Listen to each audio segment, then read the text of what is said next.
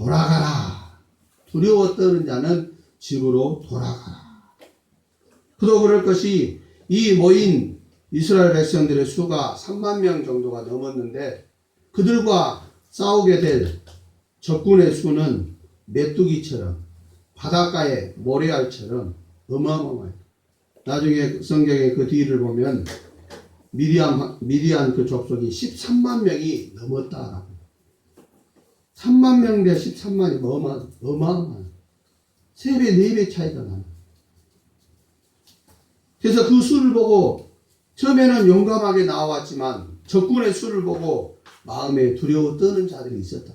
그렇지만 차마 말도 못하고 속으로만 두려워하고 있을 때 하나님께서 아시고 두려워 떠는 자를 돌아가라.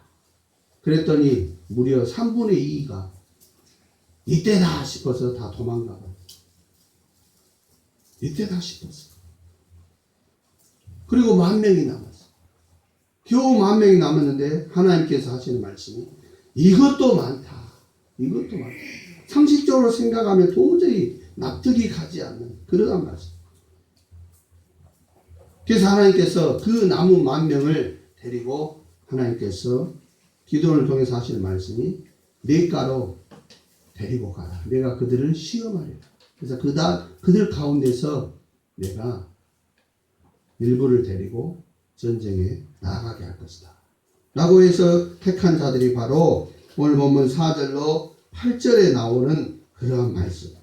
여호와께서 또 기드온에게 이르시되 백성이 아직도 많으니 그들을 인도하여 물가로 내려가라. 거기서 내가 너를 위하여 그들을 시험하리라. 내가 누구를 가리켜 내게 이르기를 이 사람이 너와 함께 가리라 하면 그는 너와 함께 갈 것이요 내가 누구를 가리켜 내게 이르기를 이 사람은 너와 함께 가지 말 것이니라 하며 그는 가지 말 것이니라 하신지라.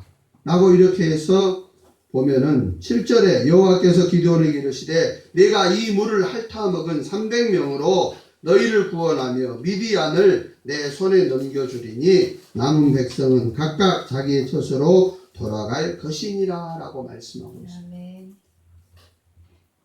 물가에 내려갔더니 사람들이 대부분 막 머리를 쳐박고 라고 마시는 사람이 있는가 하면 무릎을 꿇고 손에다 물을 떠가지고 이라고 마셔.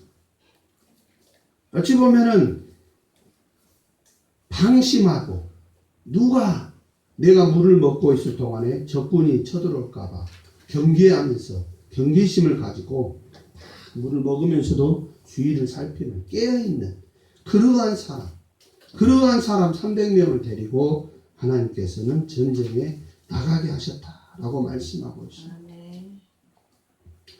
여호수아 1장 5절로 7절 9절의 말씀 보면 하나님께서 하나님의 사람 모세가 죽은 이후에 낙심과 절망 속에 좌절 속에 빠져있는 여호수아에게 계속해서 하시는 말씀이 바로 두려워하지 말고 강하고 담대하라 라고 말씀하고 있습니다.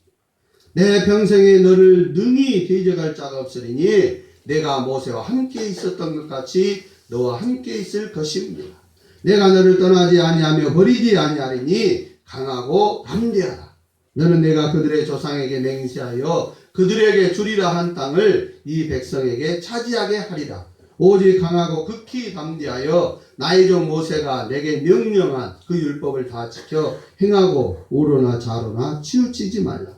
그리하면 어디로 가든지 형통하리니 내가 내게 명령한 것이 아니냐. 강하고 담대하라. 두려워하지 말며 놀라지 말라. 내가 어디로 가든지 내 하나님 여호와가 너와 함께 하느니라 하시니라 라고 말씀하고 있습니다.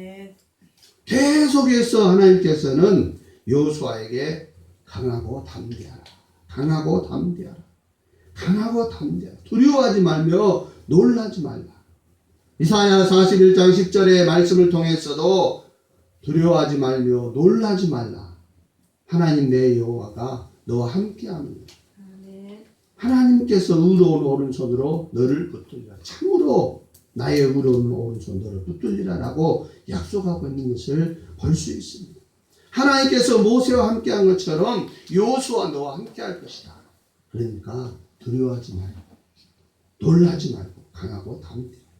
하나님께서는 하나님의 싸움을, 하나님의 나라 영광을 위해서 일하는 그러한 기드온과 300용사들은 누구였냐? 바로 두려워하지 않는, 강하고 담대한, 하나님의 선택을 받고 두려워하지 않는 강하고 담대한 그러한 자들이었다라고 말씀하고 있습니다. 또 기드온과 300용사는 어떠한 자들이었습니까? 시험에 통과한 자들입니다. 하나님께서 보시기에 수가 너무 많으니까 그 가운데서 하나님께서 뽑았을 때에 시험에 통과한 자들. 창세기 22장 1절로 3절에도 하나님이 아브라함을 시험하는 것을 볼 수가 있습니다. 그 일 후에 하나님이 아브라함을 시험하시려고 그를 부르시되 아브라함 하시니 그가 이르되 내가 여기 있나이다. 여호와께서 이르시되 내 아들 내 사랑하는 독자 이삭을 데리고 모리아 땅으로 가라. 내가 내게 일러준 한 산 거기서 그를 번제로 드리라. 아브라함이 아침에 일찍 일어나 나귀 한 장을 지우고 두 종과 그 아들 이삭을 데리고 번제에 쓸 나무를 쪼개 가지고 떠나 하나님이 자기에게 일러주신 곳으로 가더니라고 말씀합니다. 그러면서 가서 창세기 22장 8절로 12절 말씀에 아브라함이 하나님의 명령대로 그대로 순종합니다. 산에 올라가가지고 이제 제단을 쌓고 나무를 딱 벌려놓고 손을 내밀어서 칼을 들고 이삭을 잡으려고 할 때, 죽이려고 할 때, 그때 하나님의 사자가 하늘에서 아브라함아 하시는지, 아브라함이 이르되 내가 여기 있나이다 하며 사자가 이르시되 그 아이에게 내 손을 대지 말라. 그에게 아무 일도 하지 말라. 내가 내 아들 내 독자까지도 내게 아끼지 아니하였으니 내가 이제야 네가 하나님을 경외하는 줄을 아노라라고 말씀합니다. 하나님이 아브라함을 시험하시려고 불러졌을 때에 아브라함은 그 하나님의 명령에 순종함으로 그 시험을 통과했다라고 말씀하고, 이와 같이 하나님께서 쓰시는 사람, 하나님께 쓰임받는 사람은 하나님의 시험에 통과한 사람, 또 하나님이 어떠한 명령을 내리시든지 내 생각, 내 뜻, 내 환경 모든 것을 내려놓고 하나님의 명령에 순종한 사람이 쓰임받게 된다라고 말씀하고 있습니다. 이와 같이 기드온과 300명의 용사는 하나님의 선택을 받고 하나님의 그 시험에 통과한 자들이었다라고 말씀하고 있습니다. 예수님께서도 공생의 그 사역, 하나님의 그 뜻을 이루시기 전에 세례요한을 통해서 세례를 받고 40일 금식 기도를 마치신 후에 성령에 이끌려서 광야로 가서 40일 금식을 마치신 후에 사탄 마귀로부터 3가지 시험을 통과하는 것을 볼 수가 있습니다. 그리고 나서부터 공생의 사역을 본격적으로 시작하는 것을 볼 수가 있습니다. 아무렇게나 그냥 쓰임받는 것이 아니라 선택을 받았다 할지라도 그 시험에 통과한 자들이 하나님 앞에 쓰임받는 것을 볼 수가 있습니다. 두 번째로 기드온과 300명의 용사는 어떠한 자들이었습니까? 바로 준비가 된 자들이었다라고 말씀하고 있습니다. 오늘 본문 8절의 말씀 보십시오. 이에 백성이 양식과 나팔을 손에 든지라. 기드온이 이스라엘 모든 백성은 각각 그 장막으로 돌려보내고 그 300명은 머물게 하니라. 미디안 진영은 그 안에 골짜기 가운데 있었더라라고 말씀하고 있습니다. 그 300명이 양식과 나팔을 손에 들었다. 준비가 되어 있었다. 싸움에 나갈 준비가 돼. 싸울 준비. 마음의 준비뿐만 아니라 싸움을 하기 위해서는 먹을 양식도 있어야 돼. 준비가 되어 있었다라고 말씀하고 있습니다. 고린도후서 9장 10절로 11절에 보면 심는 자에게 씨와 먹을 양식을 주시는 이가 너희에게 심을 것을 주사 풍성하게 하시고 너희 의의 열매를 더하게 하시리니 너희가 모든 일에 넉넉하여 너그럽게 연보를 하면 그들이 우리로 말미암아 하나님께 감사하게 하는 것이라 라고 말씀하고 있습니다. 사람만 하나님 앞에 쓰임받기 위해서 준비하는 것이 아니라 하나님께서도 하나님의 부름을 받고 하나님의 선택을 받고 하나님의 시험에 통과하여 하나님의 나라 영광을 위해서 쓰임받는 자들이 부족함이 없도록 풍성하도록 준비해 놓으신다라고 말씀하고 있습니다.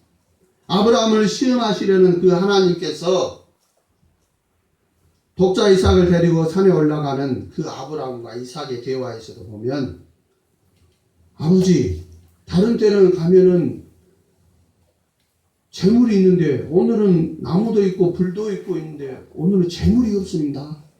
그래졌을 때 아브라함이 하는 말이 무엇입니까? 그 재물은 하나님께서 친히 준비하시리라. 하나님께서도 하나님의 백성들을 위해서 준비하신다라고 말씀하고 있습니다.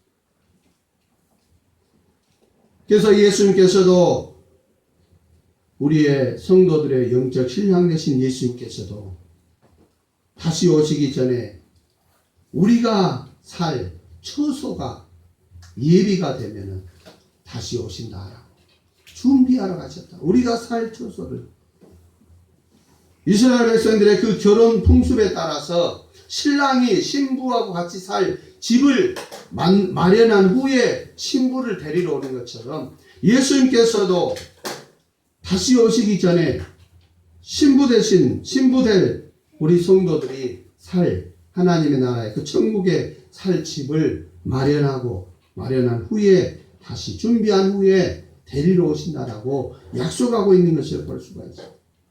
이와 같이 하나님 앞에 쓰임받을 선택된 그러한 기드온과 300명의 용사들도 준비가, 싸움에 나갈 준비가 되어 있었지만 하나님께서도 그들을 위해서 준비해 두셨다라고 말씀하고 있습니다. 아멘.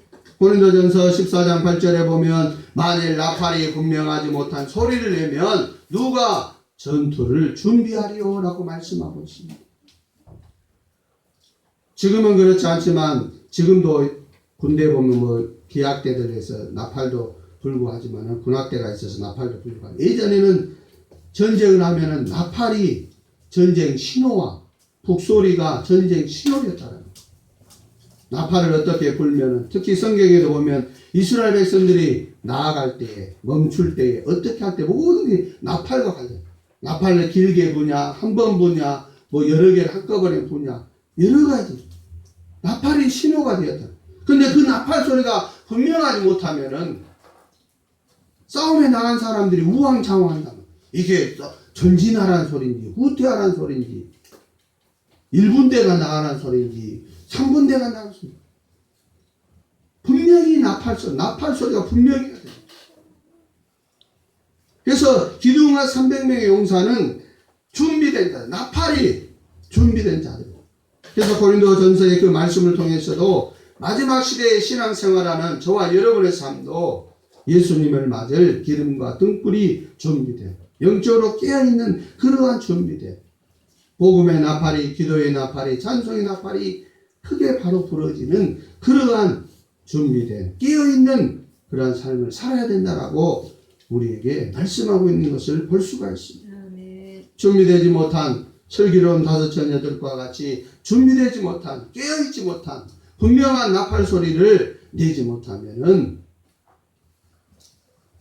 우리의 신앙의 삶을 통해서 그리스도의 향기가 나타나지 못하고, 하나님의 뜻이 이루어지지 못하고, 하나님의 영광이 나타나지 못하고, 오히려 우리가 주님 앞에 섰을 때 부끄러운 모습으로, 우리가 매일 주여 주여 있지만은 주님 앞에 섰을 때 나는 너를 도무지 알지 못한다, 버림받을 수밖에 없는 어리석은 자가 될 수도 있다라고 말씀하고 있습니다. 그래서 우리는 준비된 자로서 분명한 나팔 소리를 낼 수 있는, 영의 양식과 영적인 그러한 나팔 소리를 분명히 낼 수 있는 그러한 준비된 자의, 또 주님 맞을 영적 신부로서의 기르는 걸 준비하는 그런 삶을 살아야 된다라고 우리 본문을 통해서 우리에게 분명히 교훈하고 있습니다. 마지막 세 번째로 기드온과 300명의 용사는 자기를 부인하고 명령에 복종하는 자들이었다라고 말씀하고 있습니다. 오늘 본문 16절로 18절을 보십시오. 300명을 세대로 나누어 각 손에 나팔과 빈 항아리를 들리고 항아리 안에는 횃불을 감추게 하고 그들에게 이르되 너희는 나만 보고 내가 하는 대로 하되 내가 그 진영 근처에 이르러서 내가 하는 대로 너희도 그리하여 나와 나를 따르는 자가 다 나팔을 불거든 너희도 모든 진영 주위에서 나팔을 불며 이르기를 여호와를 위하라, 기드온을 위하라 하라 하니라 라고 말씀하고 있습니다. 300명이 한꺼번에 뭉쳐서, 우리가 세상 말에도 그러잖아요. 뭉치면 살고 흩어지면 죽는다. 근데 요즘 코로나19에서는 뭉치면 죽고 흩어지면 산다라는 그러한 새로운 신종, 그러한 속담, 격언이 나오는 것을 볼 수가 있어요. 시대와 상황에 따라서 바뀌는 거니까. 이 상황에서도 기드온과 300명의 용사도 뭉치는 것이 아니라 흩어지는 전술 전략이 세대로 나눠서 300명도 부족한데 그 300명을 또 세대로 나누는 거예요. 100명씩 3계조로 나눠가지고 각 손에 나팔과 항아리를 들었는데 그 항아리 안에는 또 횃불까지 들었어요. 그런데 상식적으로 생각해보면 전쟁하러 나가는 사람들이 활과 창, 방패를 들고 나가야지. 전쟁하러 나가는 사람이 활과 창, 방패를 보이지도 않고 나팔과 빈 항아리 들고 나가요. 물론 나팔 갖고 항아리 들고 두드러 깨고 불지르고 그렇게 해서도 싸울 수도 있겠죠. 그렇지만 그것은 무기가 없을 때 하는 행위고, 기본적으로 싸움에 나간다면은 칼을 들고 방패를 들고 창을 들고 나가야지. 어떻게 나팔과 항아리를 들고 횃불을 들고 나갈 수가 있어요. 그런 얼토당토한 그러한 명령에 이 사람들은 순종했다. 복종했다.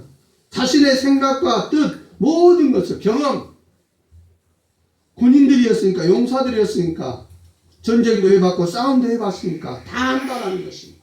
그럼에도 불구하고 기드온의 명령에 자기를 부인하고 복종했다라고 말씀하고 있습니다. 본문 19절로 22절에 기드온과 그와 함께한 100명이 이경초의 진영 근처에 이른즉 바로 파수꾼들을 교대한 때라. 그들이 나팔을 불며 손에 가졌던 항아리를 부수니라. 세대가 나팔을 불며 항아리를 부수고 왼손에 횃불을 들고 오른손에 나팔을 들어 불며 외쳐 이르되 여호와와 기드온의 칼이다 하고 각기 제자리에 서서 그 진영을 에워싸매 그 온 진영의 군사들이 뛰고 부르짖으며 도망하였는데 300명이 나팔을 불 때 여호와께서 그 온 진영에서 친구끼리 칼로 치게 하심으로 적군이 도망하여 스레라의 베시다에 이르고 또 답밭에 가까운 아벨무올라의 경계에 이르렀으며 라고 말씀하고 있습니다. 전술 전략적으로는 전쟁과는 아무런 상관이 없는 그러한 얼토당토한 어리석은 그러한 방법이었음에도 불구하고 그들이 자기를 부인하고 명령에 복종하였을 때 하나님께서 역사하사 그 미디안 13만 5천 명의 그 군사들이 자기들끼리 서로 칼로 치게 만들어 혼비백산에서 도망치게 만들어서 승리하게 하였다라고 말씀하고 있습니다. 그래서 다윗 왕을 통해서 다윗의 입을 통해서 하시는 말씀이 무엇이에요? 전쟁은 여호와께 속한 것이다. 사람 생각으로는 사람이 계획을 세우고 전술 전략적으로 손자병법을 따르든 무슨 병법을 따르든 무기를 준비하고 많이 준비해